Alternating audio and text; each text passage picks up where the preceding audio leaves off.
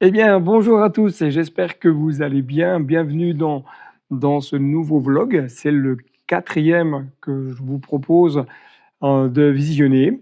Je suis vraiment content d'être avec vous aujourd'hui à travers cette vidéo. Et j'aimerais en tout cas dans ce temps prendre un instant pour vraiment vous encourager. Tout d'abord, vous féliciter pour le parcours que vous avez déjà fait jusqu'à maintenant, chemin que vous avez parcouru, chemin que vous avez accepté de suivre. Et je sais que pour certains, pour certaines d'entre vous, c'est peut-être pas forcément toujours évident, toujours facile de relever de tels défis parce que ça nous amène à prendre du temps pour Dieu, sur un agenda qui est parfois, déjà bien chargé, mal avec toutes les activités que l'on a les uns les autres. Vous encourager également parce que je sais qu'il y a des défis, à persévérer dans la lecture de la parole de Dieu. Pas toujours facile de tenir, dans le long terme comme on dit et vraiment de rester motivé même quand c'est difficile.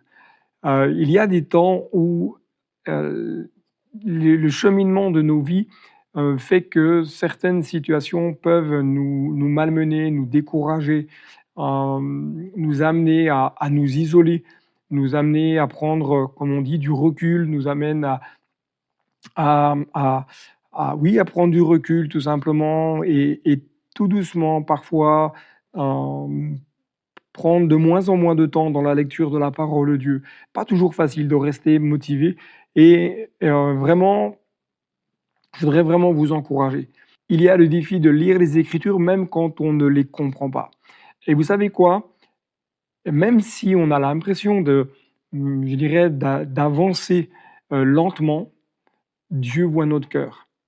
Dieu voit, ce qui nous anime. Dieu connaît, nos difficultés. Dieu connaît aussi, nos incompréhensions, ce qui nous malmène, ce qui, peut, venir peut-être nous remuer de l'intérieur. Et vous savez, l'apôtre Paul va dire dans cette lettre qu'il écrit à l'église de Philippe: «Je suis persuadé que celui qui a commencé en vous cette bonne œuvre la poursuivra jusqu'à son terme, jusqu'au jour de Jésus-Christ.» Dieu a commencé en vous quelque chose. À travers ce parcours, à travers cette école, cœur de disciple, Dieu a commencé euh, une œuvre dans votre cœur. Même si déjà les différents temps que nous avons eus, peut-être que pour certains ou certaines, ce sont des choses déjà connues, des choses qui ont déjà été apprises, acquises. Pour d'autres, ce n'est peut-être pas le cas et pour d'autres, c'est simplement un cheminement supplémentaire, une ouverture, une compréhension nouvelle sur certaines réalités. C'est aussi le moment où on peut poser diverses questions, des moments où on peut échanger les uns les autres. Et je vous rappelle que vous pouvez toujours m'envoyer vos questions. Je laisse le lien du formulaire dans la description de la vidéo. Sentez-vous libre d'envoyer vos questions. Ou si vous voyez que je ne réponds pas, n'hésitez pas à me dire, pasteur, j'ai envoyé une question, tu ne m'as toujours pas répondu. Est-ce que tu peux prendre le temps de le faire, s'il te plaît? Alors aujourd'hui, j'aimerais vous parler, échanger avec vous sur ce thème de méditer la parole de Dieu. Et c'est un thème que je trouve essentiel, important d'aborder avec vous, parce que chaque croyant est appelé non pas simplement à lire les Écritures, mais aussi à la méditer. La méditation de la parole de Dieu. Alors, soyons honnêtes, il n'est pas toujours facile de lire les Écritures. Combien de fois nous entendons autour de nous des personnes dire: «Oui, mais moi, je n'arrive pas à lire la Bible. Je ne comprends pas ce que je lis» et ou alors «Je n'aime pas lire tout simplement». Peut-être que cela te concerne. Toi qui regardes cette vidéo, peut-être que tu te reconnais dans l'une de ces affirmations. Alors laisse-moi simplement te poser une question importante. Quelles difficultés rencontres-tu personnellement lorsque tu lis la Bible? As-tu déjà pris le temps d'identifier clairement, de l'écrire peut-être, de dire ouais, voilà la difficulté que je rencontre quand je lis la Bible. Parce que reconnaître en soi la difficulté que nous avons, ce n'est pas un échec, c'est le point de départ pour vivre le changement et pour vivre la croissance. Alors, lorsqu'il y a tous ces constats, il y a des pièges qui sont à éviter. Il y a plusieurs pièges qui peuvent s'installer dans nos vies, dans notre vie spirituelle, des pièges qui vont venir comme nous bloquer, nous paralyser, nous culpabiliser, nous empêcher d'avancer, nous empêcher de comprendre le sens des Écritures. La culpabilité, bien entendu, en fait partie. C'est un véritable piège et je dirais même que c'est un véritable fléau. Combien la culpabilité gagne nos cœurs. Je suis moi-même concerné par cela. Il m'arrive parfois d'avoir des sentiments de culpabilité qui sont en moi parce que parfois j'ai des bonnes résolutions et j'ai du mal à les tenir. Parfois j'ai un élan, un désir profond et je me fais rattraper par certaines choses dans ma vie et je me culpabilise. Mais très rapidement, je bloque, j'annule toute forme de culpabilité, toute forme de voix mensongère. Un autre piège, c'est la comparaison. J'en parle assez souvent. C'est là, à mon sens, des dangers que nous voyons dans l'Église de Jésus aujourd'hui, c'est de se comparer les uns les autres. La nature humaine fait que l'on va se comparer et l'esprit sociétal pousse à cela. On se compare. On compare nos travails, on compare nos biens matériels, on compare la réussite de nos enfants, on compare le sport que font nos enfants. Et par extension, on compare aussi nos églises. Églises plus jeunes, églises plus anciennes, églises plus dynamiques, moins dynamiques, une église avec un tel registre au niveau de la louange, d'autres églises avec d'autres registres, une église qui évangélise, une église qui n'évangélise pas, une grande église, une petite église. Bref, vous avez compris que la comparaison nous guette tous. Et malheureusement, ça touche aussi les croyants, parce que les croyants se comparent les uns les autres en fonction du service, en fonction de la croissance, en fonction de la compréhension des Écritures, en fonction de l'aspiration. Certains aiment des temps de culte très calmes, d'autres aiment des temps de culte beaucoup plus dynamiques. Certains aiment une louange vivante, d'autres aiment une louange plus calme. Bref, toutes sortes de comparaisons peuvent venir nous malmener. Un autre piège qui est à éviter, c'est le relâchement. Le relâchement, bien entendu, dans le cadre de cette vidéo, c'est parler du relâchement dans la lecture des Écritures, ou alors de lire uniquement ce qui nous plaît, ou encore de lire la Bible, je dirais, de façon mécanique. Alors pourquoi ? Parce que à force de laisser ces pièges venir s'installer dans nos vies, ça va créer des blocages, notamment des blocages spirituels, mais aussi des souffrances dans notre âme.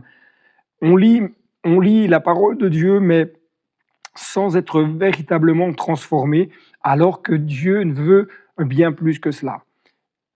Dieu veut nous faire grandir. Ça, c'est sa volonté, c'est son désir. Et la Bible nous appelle à cela. La Bible nous appelle à grandir spirituellement. C'est l'auteur du livre aux Hébreux qui va dire « Laissons donc les premiers enseignements concernant Christ pour tendre vers la maturité ». Autrement dit, Dieu ne veut pas que nous restions bloqués aux bases de la foi, aux bases de la compréhension des Écritures toute notre vie.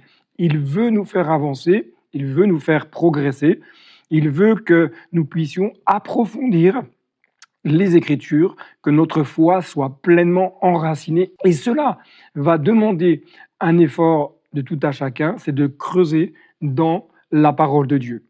Pourquoi ? Parce que Dieu veut nous amener à passer à une foi active et non pas à rester avec une foi passive.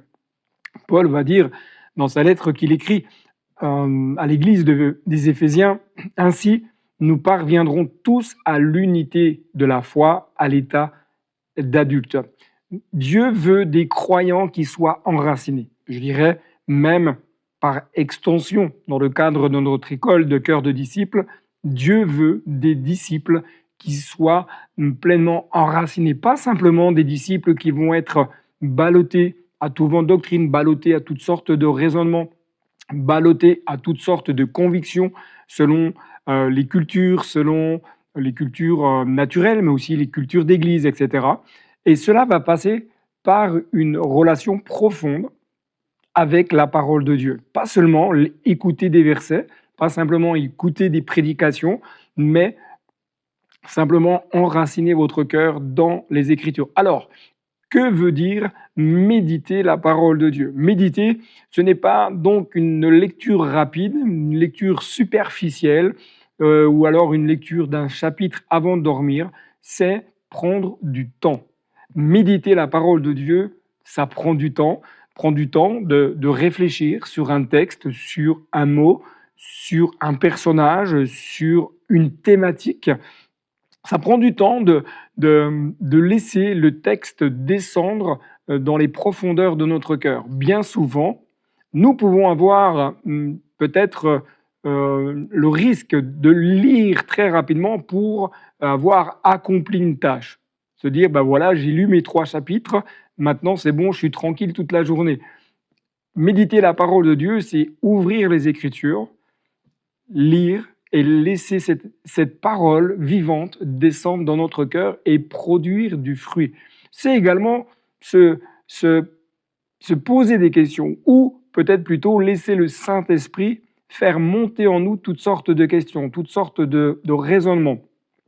Et là, il est important d'avoir, selon nos pratiques, soit un cahier, soit un ordinateur, mais de noter les choses, de dire, ben, voilà, ce texte-là, de quoi il parle, à qui il parle, dans quel contexte il parle, et qu'est-ce que ce texte me dit, qu'est-ce que ça évoque pour moi, qu'est-ce que je comprends de ce texte. Ensuite, c'est prendre le temps de chercher ce que Dieu veut vous dire personnellement.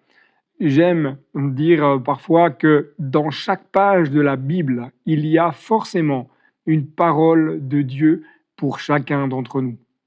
Regardons ensemble ce texte extraordinaire du psaume chapitre 1, versets 1 et 2. Il est dit « Heureux l'homme qui trouve son plaisir dans la loi de l'Éternel et la médite jour et nuit. » Un passage que j'aime particulièrement parce qu'il me montre que la méditation de la parole de Dieu va produire en moi quelque chose de vrai, quelque chose de bon. Ça va amener mon cœur à être heureux. Ça m'amène à l'épanouissement, ça m'amène à être dans la louange, ça m'amène à être dans la contemplation de Dieu, dans la reconnaissance, mais ça m'amène également à une vie de stabilité, stable dans la foi, stable dans la vie spirituelle, bien sûr, stable également dans la vie de tous les jours. Ça m'amène également à avoir de Dieu, par son esprit, une direction claire. Lorsque nous ne méditons pas les textes, lorsque nous ne lisons plus la parole de Dieu, nous n'avons pas une direction claire qui est définie dans notre vie. Nous imaginons que Dieu nous demande ceci, cela, on a des projets, mais on n'est pas sûr. Pourquoi? Parce qu'on ne prend pas le temps de plonger nos regards dans les Écritures. Plonge tes regards dans l'Écriture et laisse le Saint-Esprit mettre en lumière ce qui a besoin d'être mis en lumière et laisse-le t'éclairer dans la direction que lui veut t'emmener. Méditer, c'est réfléchir avec Dieu. C'est bien sûr réfléchir sur Dieu, sur Jésus, sur le Saint-Esprit, mais c'est réfléchir également avec Dieu.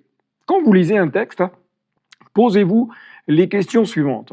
Qu'est-ce que ce passage révèle de Dieu? Qu'est-ce que ce passage révèle sur mon propre cœur personnel? Et qu'est-ce que ce passage, en tout cas, qu'est-ce que Dieu veut changer en moi? Qu'est-ce qu'il veut produire dans mon cœur?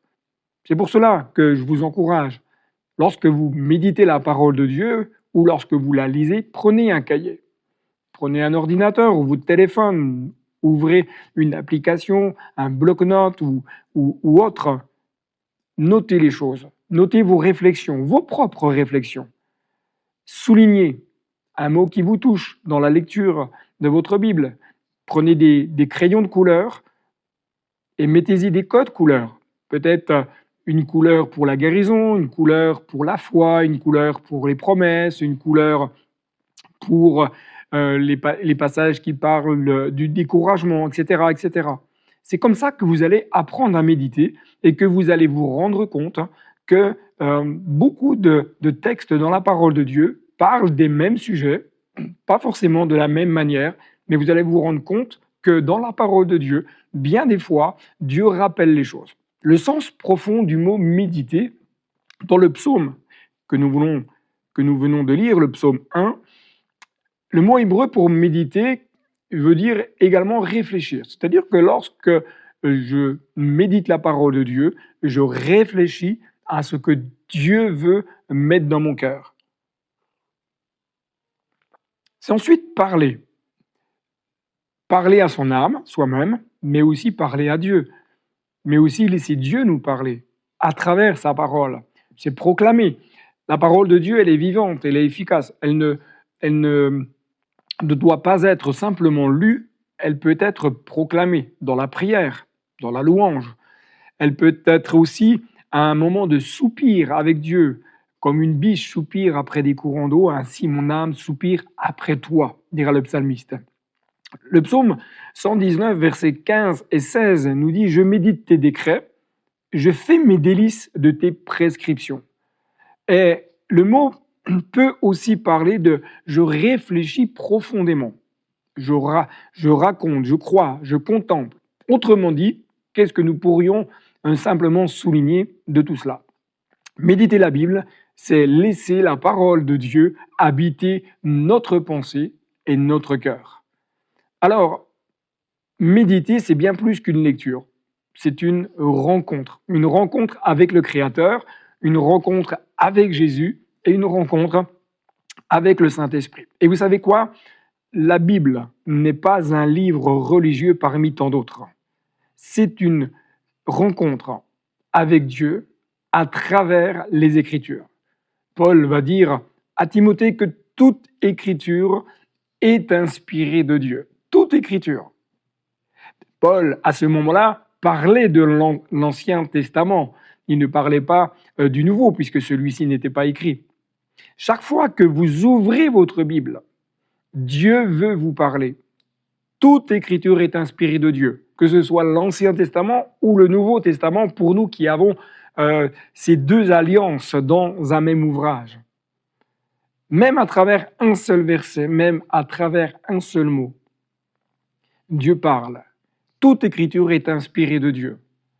Nous aurons peut-être un jour l'occasion de pouvoir nous arrêter sur la constitution de la parole de Dieu. Comment la Bible a été constituée, pourquoi certains textes ont été retenus et d'autres non. Alors, en conclusion, j'aimerais à nouveau vous encourager à persévérer, vous encourager à ne rien lâcher. Ne cherchez pas à lire beaucoup, ne cherchez pas à lire 10 chapitres par jour, mais simplement cherchez surtout à lire les Écritures avec un cœur ouvert, avec un cœur désireux d'apprendre, avec un cœur assoiffé. Parce qu'un seul verset médité profondément peut transformer une vie entière. Et souvenez-vous, lire la Bible nous informe, mais méditer la Bible nous transforme. Allez, je vous répète.